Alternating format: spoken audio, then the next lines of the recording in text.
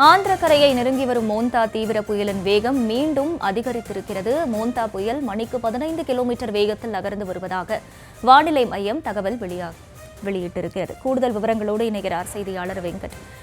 வணக்கம். விவரங்கள்.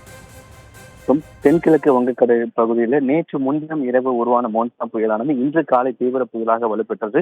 இந்த நிலையில தான் கடந்த 6 மணி நேரமாக 15 கிலோமீட்டர் வேகத்தில் தற்பொழுது வடக்கு வடமேற்கு நோக்கி இந்த தீவிர மோன்சா புயலானது தற்பொழுது நகர்ந்து இன்று பிற்பகல் 2:30 மணி நிலவரப்படி தொடர்ந்து அதே பகுதியில தற்பொழுது மையம் கொண்டிருக்கு.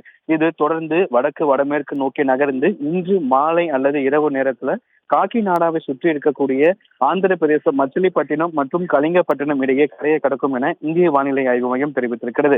மச்சிலிப்பட்டினத்திலிருந்து 93 கிலோமீட்டர் வேகத்தில் அந்த காற்று தற்பொழுது வீசி வருகிறதாகவும், அதே போல காக்கிநாடாவிலிருந்து 82 கிலோமீட்டர் தொலைவிலும் விசாகப்பட்டினத்துல 68 கிலோமீட்டர் வேகத்திலும் காற்று வீசி வருவதாக இந்திய வானிலை ஆய்வு மையம் தெரிவித்திருக்கிறது. இந்த தீவிர புயல் கரையை கடக்கும் பொழுது மணிக்கு 90 முதல் 100 முதல் சமயத்தில் 110 கிலோமீட்டர் வேகத்தில் காற்று வீசக்கூடும் என கூறப்பட்டிருக்கிறது.